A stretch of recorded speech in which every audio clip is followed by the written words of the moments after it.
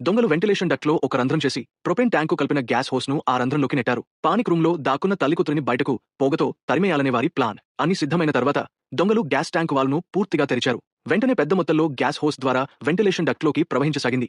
డక్ట్లో gas his అనే శబ్దం వినిపించింది. లిసా వెంటనే ఒక స్టూల్ మీదకి ఎక్కి వెంట్ను పరిశీలించేందుకు తల పైకి పెట్టింది.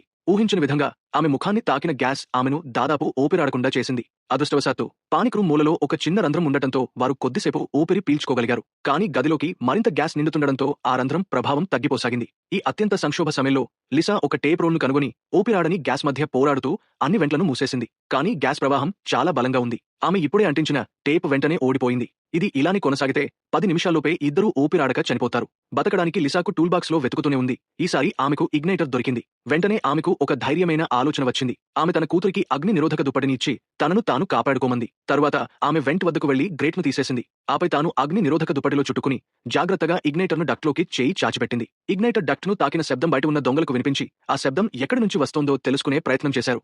ఆసక్తిగల రింగ్ లీడర్ గోడకు చెవిని ఆనించి వినే ప్రయత్నం కూడా చేశాడు. మిగతా ఇద్దరు దొంగలు ప్రమాదాన్ని గ్రహించి త్వరగా వెనక్కి తగ్గారు. లిసా తన శరీరాన్ని వీలైనంతగా చాచి గ్యాస్ సాంద్రత అత్యధికంగా ఉన్న చోటికి ఇగ్నైటర్ను చేర్చింది. తరువాత స్విచ్ నొక్కింది.